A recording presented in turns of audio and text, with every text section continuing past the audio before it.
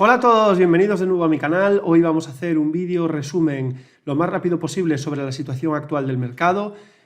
Hoy es día 6 de febrero de 2022, estamos en plena corrección y lo que vamos a intentar ver es si esta corrección es una corrección transitoria o puede llegar a ser algo más.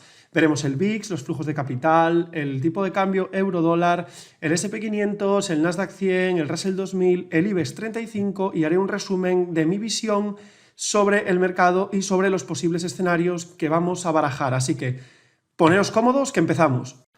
Aviso disclaimer, cualquier tipo de contenido e información emitido en este canal no constituye ninguna recomendación de inversión. En este canal solo comparto mi visión y opinión sobre las finanzas, bolsa y los mercados, basada en mi experiencia y conocimiento adquirido a lo largo del tiempo. Cualquier inversión que pueda realizar será siempre bajo su propia responsabilidad y riesgo. Le recomendamos que no lo haga con dinero real y si lo hace, sea de la mano de un asesor financiero certificado. Aunque ese asesor financiero certificado no ejerzo como tal, ejerzo como formador, divulgador e informador con fines didácticos enfocados al aprendizaje.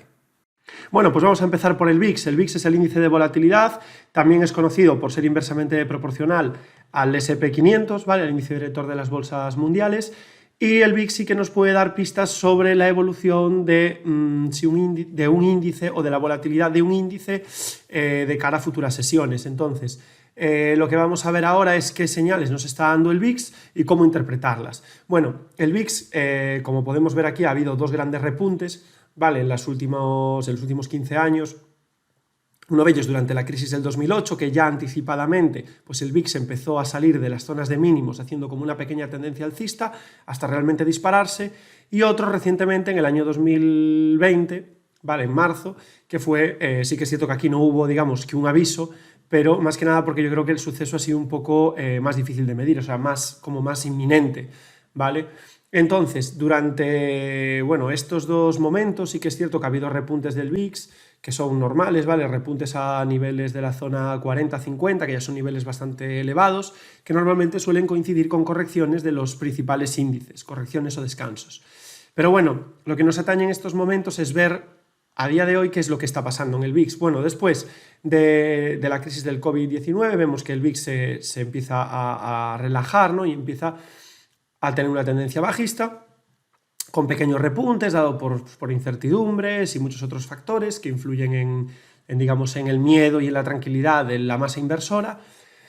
Y podemos ver que recientemente pues, ha habido sí un pequeño repunte, ¿vale? Este es el gráfico con velas semanales, ¿vale? Pues lo estamos viendo ahora mismo como en el largo plazo y vemos que nos ha dejado una vela que es una especie de doji lápida o caracasa negra invertida. Esta vela es bastante positiva, ya que lo que sí que nos indica es que puede haber una relajación, o sea, un agotamiento en la subida del VIX, y esto sí sería positivo para los índices, ya que digamos que el momento de mayor volatilidad debería haber transcurrido ya.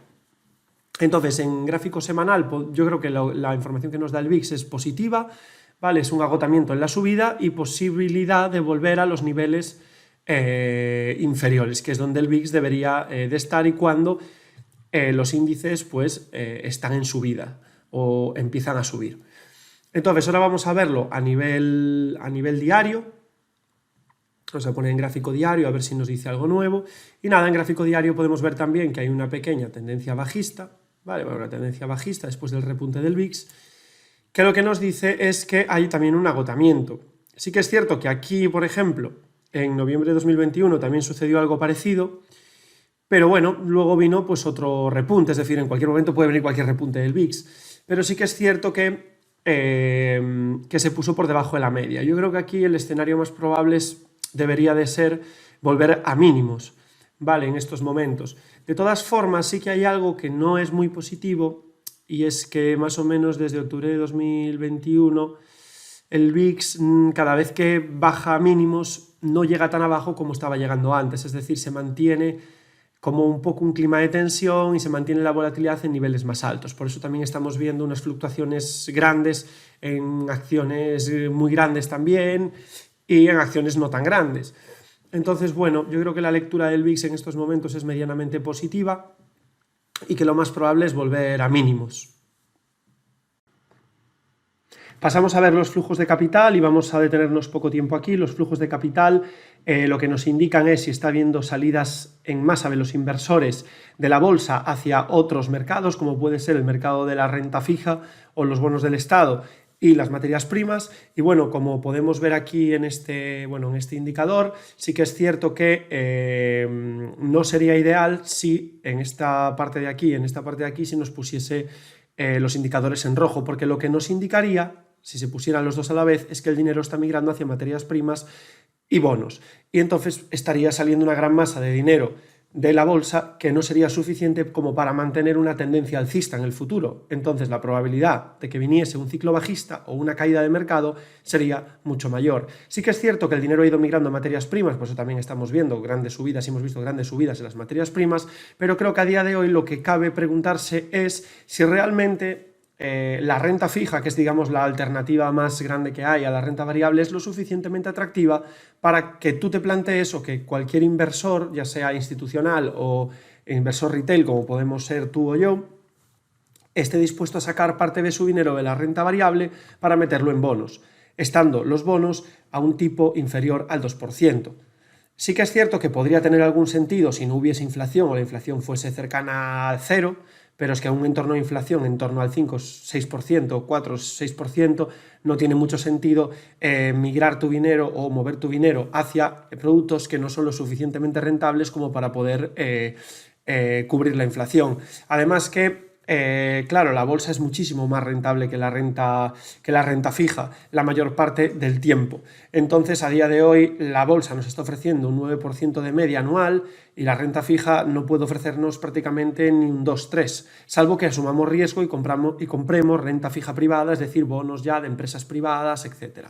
Entonces, bueno, sí que es cierto que lo negativo sería, como dijimos, entrar aquí en amarillo, en rojo, pero sí que es cierto que ha habido una especie de amago, pero no tiene relevancia. Entonces, a día de hoy, de momento, descartamos la posibilidad de entrar en un ciclo bajista. Bueno, pasamos a ver ahora el euro-dólar. Como podemos ver aquí en el gráfico, pues llevamos ya unos cuantos años en una especie de lateralidad, ¿vale? Hemos llegado a ver casi el dólar y el euro a la par, y también lo hemos llegado a ver en niveles de casi 1,25.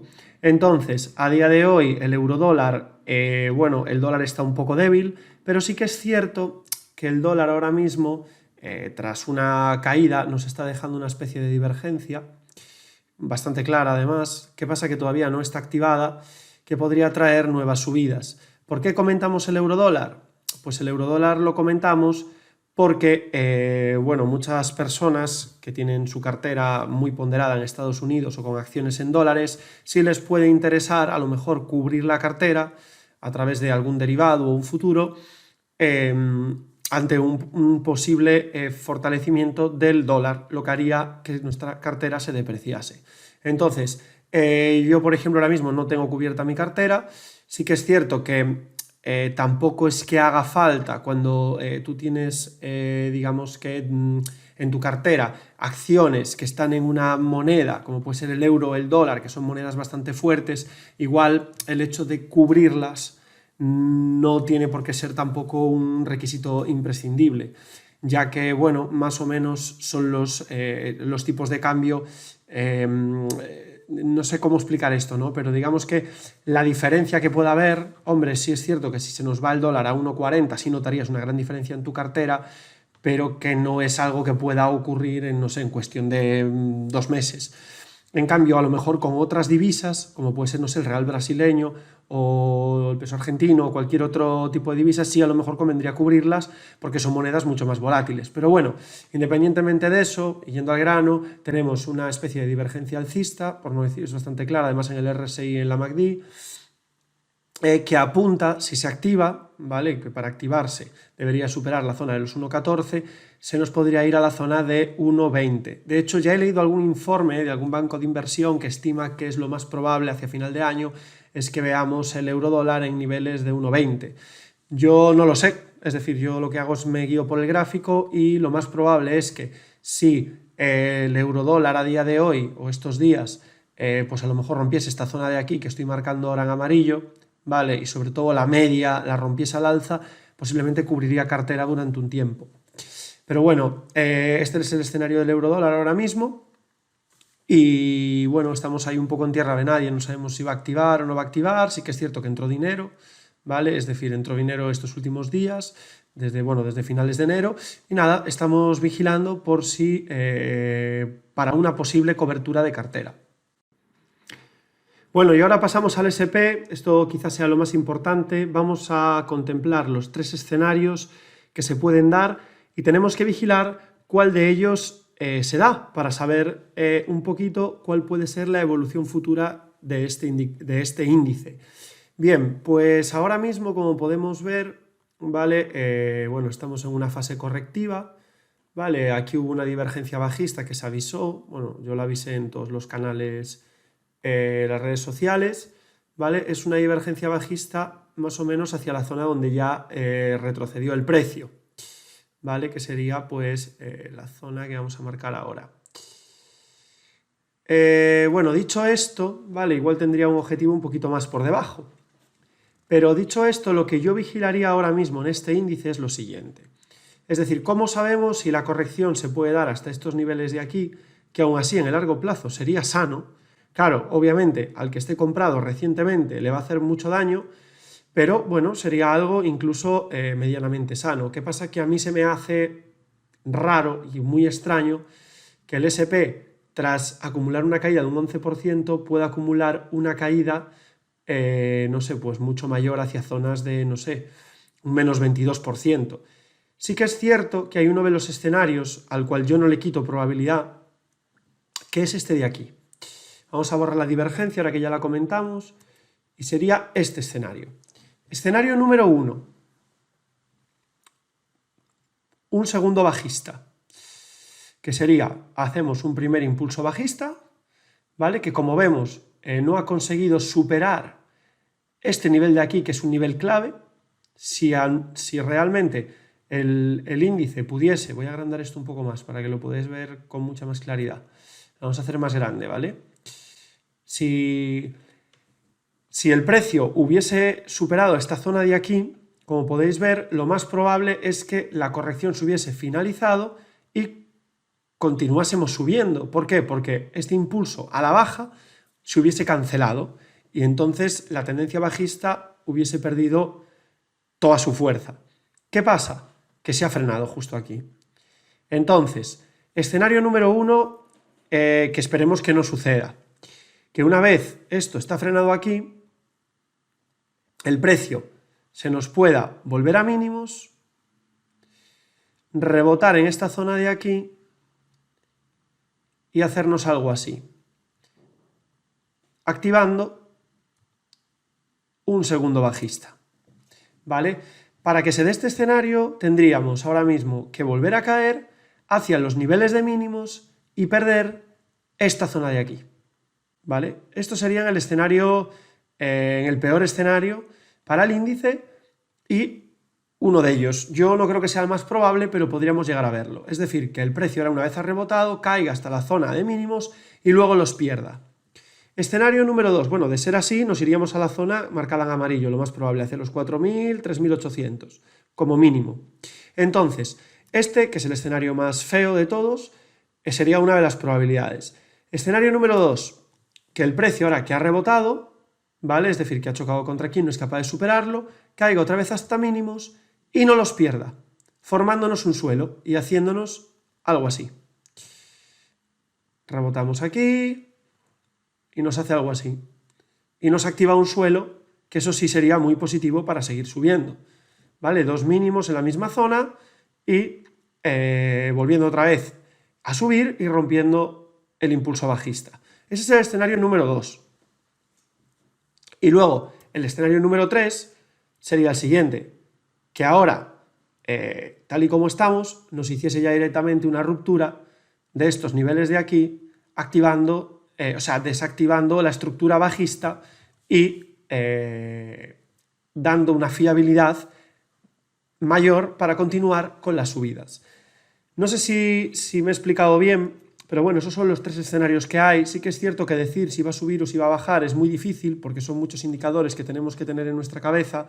Yo creo que lo más probable es continuar subiendo, no sé si haciendo un suelo o si rompiendo ya al alza, ¿vale? Pero también es cierto que un escenario probable sería el de romper los mínimos e irnos a niveles inferiores, lo que también en el largo plazo no sería nada descabellado. Entonces, esos son los 3 escenarios a vigilar en el S&P 500.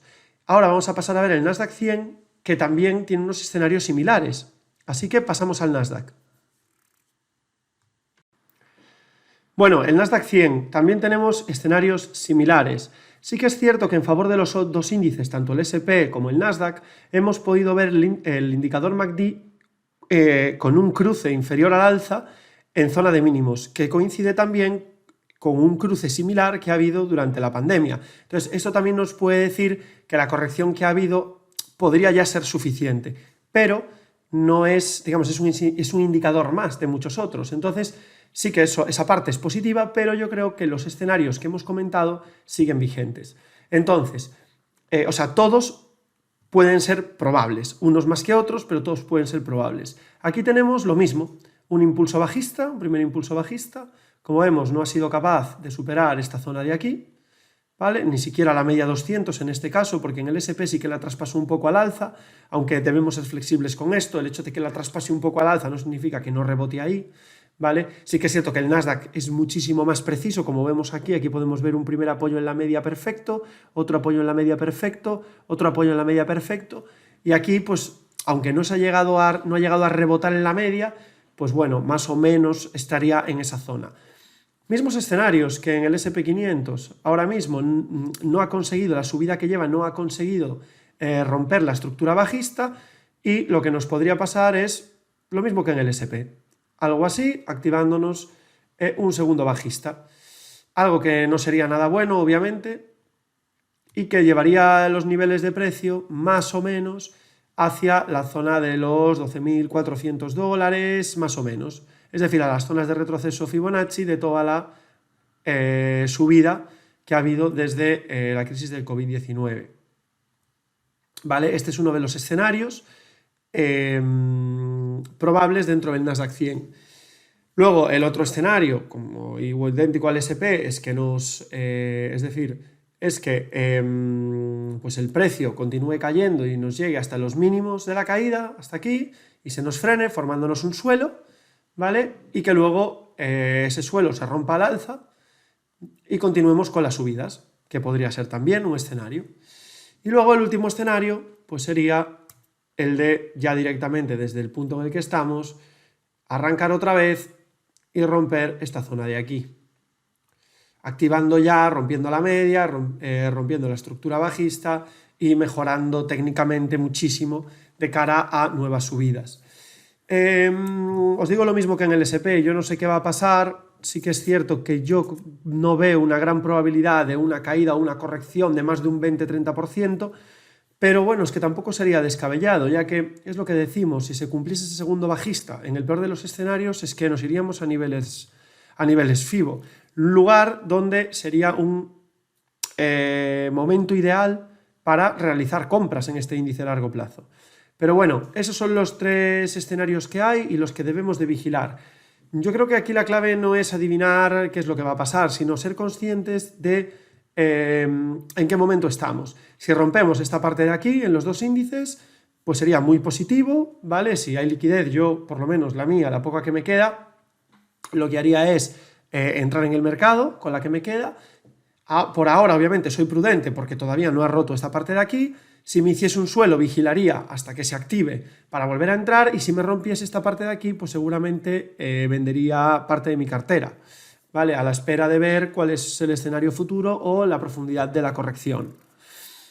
Así que, bueno, sí que es cierto que es un buen momento para ver los dos índices juntos, porque la verdad es que los dos, digamos que podrían comportarse de la misma forma. Aquí vimos que habría un doble techo de corto plazo, que ya se cumplió, que también marcamos en las redes sociales. Y nada, estamos a la espera de ver un poco si salimos de este impasse de estar ahí en tierra de nadie, ¿no? Así que nada, el Nasdaq lo he comentado. Bueno, y el Russell 2000 es el índice con las 2.000 empresas de pequeña y mediana capitalización más relevantes, las empresas también llamadas growth, Creo que, como ya hemos podido ver todos, han sufrido una gran corrección la mayor parte de ellas, es decir, caídas ya en torno al 50-60%, que ya son caídas que normalmente cuando estamos en niveles ya de menos 50, menos 60%, más que empezando una corrección, podemos llegar a decir que podría estar finalizando. Y sí que es cierto que este índice ya va un poco más adelantado que los otros dos, que el Nasdaq 100 y que el S&P 500, y lo vamos a ver. Aquí teníamos un rango lateral, ¿vale? Se habló mucho en redes sobre este rango lateral del Russell 2000 y su ruptura al alza, ¿vale? Que finalmente no se cumplió, porque la ruptura al alza lo que apuntaba es a más subidas, pero bueno, como sabemos, el análisis técnico no es 100% fiable y no funciona siempre de 100%. Sí es cierto que tienes una ventaja a tu favor y que normalmente la probabilidad de moverse en favor de las figuras chartistas es mayor que moverse en contra, o por lo menos de la mayoría de ellas. Y sí que es cierto que, bueno, tras romper al alza, finalmente no cuajó y nos perdió los mínimos. Aquí, en este momento de aquí, ¿vale? Sí que hubiese sido una señal de venta, por lo menos en growth, ¿vale? Para aquel que pues, fuese a lo mejor más a corto plazo, pues pudiese vender aquellos títulos, ¿no? Sí que es cierto que lo que podemos ver aquí es uno de los escenarios, como los que vimos antes, pero ya cumplido. ¿A qué te refieres, Gabriel? Pues os lo voy a comentar ahora. Aquí vemos que lo que nos ha hecho, ¿vale? Digamos que aquí ha habido un primer impulso bajista, como podemos ver, ¿vale? Desde máximos hay un primer impulso bajista, ¿vale? Vemos que rebota aquí y luego no es capaz de superar la media, que nosotros digamos que ahora estamos un poco así en los otros dos índices, estamos como en esta parte de aquí. ¿Pero qué ha sucedido en este caso? Pues que nos hemos ido a mínimos y los hemos roto. La zona clave, sin duda, era esta, porque vemos que es un nivel de soporte que ha testeado durante, no sé, más de 4 o 5 veces. Está aquí y una vez rota, pues activa un segundo bajista y se nos va a niveles inferiores, que lo podemos trazar así, de sencillo, que ya está cumplido. Lo trazamos desde aquí y ahí lo tenemos, un segundo impulso bajista. ¿Qué es lo que puede suceder ahora? Pues lo más probable es que entremos en estos niveles de corrección que vemos aquí, ¿vale? Es decir, en esta zona amarilla, que además coincidiría con una zona cercana de los soportes de largo plazo de este índice, que más o menos estarían por aquí. De hecho, podemos verlo. Y ahí, digamos que sería, si no pierde esos niveles de ahí, que yo dudo que los pierda, ya digamos que este índice o las acciones growth habrían tenido una corrección grande, muy grande. Entonces, es un buen momento. Si ahora nos hace un suelo en esta zona de aquí o nos cae un poquito más, para vigilar aquellas empresas growth que nos gustan para incorporarnos a largo plazo o a medio plazo. Y nada, esto es un poquito, fue uno de los indicadores que nos avisó hace tiempo de que las growth ya no estaban bien, sobre todo fue cuando rompió bueno, a principios de enero más o menos, ya nos avisó de que las caídas pues podrían ser mucho más profundas. Y nada, ahora estamos a la espera de ver un poco qué es lo que puede pasar. Los escenarios pues son que nos haga un suelo en esta zona de aquí o que nos entre en la zona amarilla. Ahí ya estaríamos hablando de una corrección bastante importante. De hecho, llevamos una corrección ya de más de un 20 y pico, ¿no? Bueno, de más de un 22%. Bueno, y vamos con el IBEX 35 para aquellos a los que les pueda interesar. Sí que es cierto que yo no tengo una relación estrecha con este índice. Como podéis ver aquí en la pantalla, pues creo que es bastante fácil de ver esa especie de canal bajista, ¿no? En el que está inmerso en nuestro índice, el índice con las 35 empresas españolas más relevantes, de mayor capitalización bursátil, y bueno, como vemos, pues el índice no es un índice fuerte, es un índice que cada vez pues tiende a hacerlo peor y que yo creo que también nos está dando un poco una pista del futuro, el futuro que pueda tener nuestra economía, ¿no? Y las empresas que forman nuestra economía. Entonces, desde el punto de vista de largo plazo yo no estaría en este índice, pero vamos a ver un poquito más el momento en el que estamos ahora. Bueno, tras una gran caída en el coronavirus, vemos que es un índice que no ha conseguido ni siquiera superar los máximos previos al coronavirus, cosa que el S&P y el Nasdaq 100 pues, se multiplicaron incluso por más de 2, quedando muy lejos esta zona de aquí en los otros dos índices. Pero bueno, sí que es cierto que ha ido más o menos subiendo como ha podido y ahora mismo pues está en una fase tanto lateral correctiva. Como podemos ver aquí, pues hemos tocado niveles Fibonacci, pero sí que es cierto que no le veo yo a este índice, vamos, aquí no hay que estar. Esa es un poco la lectura que se puede hacer, ¿no? También vemos como en el resto de índices sí que es cierto que este tiende a moverse de forma similar a los grandes índices bursátiles, pero normalmente se suele mover mejor cuando cae, o sea, es decir, se suele mover de forma más similar en las caídas que en las subidas, o sea, cuando cae, cae más y cuando sube, sube menos, ya que es un índice débil y es un índice mediocre, que también es debido pues, al tipo de empresas que se promocionan en nuestro país, o sea, que se promocionan, no, que puedan tener un futuro dentro de nuestro país, y al tejido empresarial español. Ahora mismo también estamos en un primer impulso bajista y yo creo que lo más probable sí en el IBEX sea un segundo impulso bajista hacia esta zona de aquí. Vale, eso no significa que no pueda haber alguna empresa interesante dentro de este índice. De hecho, yo vigilo algunas como Aena o Amadeus, que si dieran compra, pues podría, por diversificación, podría valorar el incluir alguna en mi cartera. Pero bueno, a día de hoy el índice está débil y digamos que hará un poco lo que hagan los índices más grandes, los índices estadounidenses. Si los índices siguen cayendo, lo más probable es que este caiga y todavía más fuerte. Y si los índices estadounidenses se reestructuran al alza, pues este es probablemente también que lo intente. ¿Qué pasa? Que bueno, no lo hará con la misma fuerza. Yo la verdad este índice lo he venido a comentar ahora porque bueno, supongo que también habrá mucha gente que le interese saber un poquito cómo está, es decir, cómo está este índice, porque tiene ese sesgo de invertir en su propio país. Yo lo evito, desde luego, porque aquí yo no veo tampoco que vaya a haber grandes, no sé, un gran futuro por delante. Pero bueno, sí que es cierto que aquí ya hubo un amago de romper esta zona de aquí que para mí ya no es nada positiva. De hecho, yo avisé en redes sociales hace no mucho tiempo que yo le auguraba más caídas a este índice, pero no porque yo sea adivino, sino porque solo hay que ver la tendencia tanto de largo plazo, de medio plazo, como de corto plazo, es decir, en prácticamente todos los plazos es bajista. En el largo plazo es bajista, en el medio plazo sí podríamos decir que es alcista porque venimos de una caída bastante importante, de la parte de abajo del canal a la parte de arriba del canal, que no llega ni a tocarla, y ahora lo más probable es que nos vayamos hacia abajo. Y nada, esa sería un poco la lectura de este último índice. Bueno, pues hasta aquí hemos visto todo ya, ahora solo queda hacernos un esquema en nuestra cabeza sobre cuál es la situación actual. Hemos visto el VIX, que está en tendencia bajista, esto podría ser positivo, y lo que nos hace pensar es que podría haber finalizado ya el episodio de máxima volatilidad. En cuanto a los flujos de capital, podemos ver que el dinero no está migrando tanto en masa hacia materias primas y bonos a la vez, lo que nos hace pensar que estos activos todavía no son lo suficientemente rentables o atractivos a la hora de ofrecer rentabilidad o de ofrecer refugio, como la renta variable.